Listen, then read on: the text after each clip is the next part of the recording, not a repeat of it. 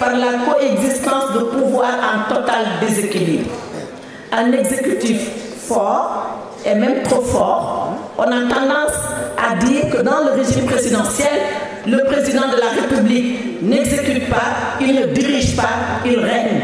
Alors nous voulons qu'il ne règne plus, nous voulons seulement qu'il dirige et qu'il exécute. À côté de lui, nous avons un législatif qui n'est que l'ombre de lui-même.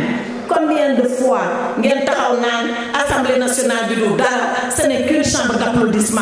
Cela va changer, Inch'Allah, et l'Assemblée nationale sera digne de ce qu'elle doit être. Et un pouvoir judiciaire dont l'indépendance est à renforcer et à crédibiliser. Vous le savez, depuis son accession à l'indépendance, notre pays s'est doté d'une constitution qui met le président de la République à la tête de l'exécutif. Si ce pouvoir conféré au chef suprême, clé de voûte des institutions, s'est révélé nécessaire dans les moments où notre pays a traversé des crises majeures, il n'en reste pas moins que de nos jours, à l'aune d'une démocratie qui se dit majeure et d'un peuple qui se dit mature, notre système institutionnel a besoin de rééquilibrer ses pouvoirs.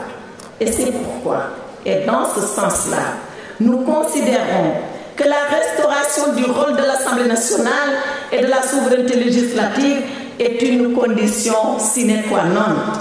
Nous voulons pour notre pays un Parlement digne de la maturité politique de notre peuple, une Assemblée nationale qui va proposer des lois, de vraies lois, qui les discutera de façon libre, sans aucune interférence de l'exécutif.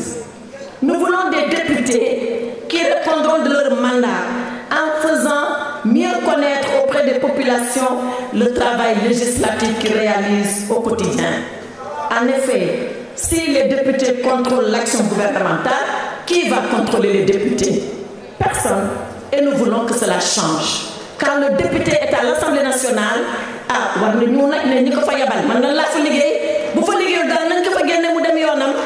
voilà l'Assemblée nationale que nous voulons. C'est la raison pour laquelle nous ferons en sorte que chaque député tienne le bilan de ses activités parlementaires à la fin de chaque session.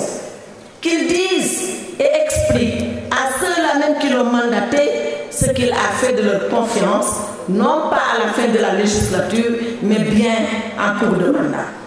Nous voulons aussi améliorer la lisibilité et la bonne compréhension des textes de loi, expliquer leur choix et leur pertinence par des formulations simples et concises, rendant ainsi la loi accessible à tous.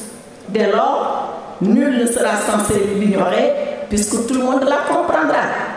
Nous voulons donc pour notre pays un Parlement fort, un Parlement qui contrôle et sanctionne l'exécutif en cas de besoin, un Parlement qui vérifie et s'assure que les lois qu'il vote seront effectivement exécutées. Mais pour cela, il faut des députés de niveau, il faut des députés de qualité, il faut arrêter de faire de l'Assemblée nationale la chambre d'enregistrement et d'applaudissement.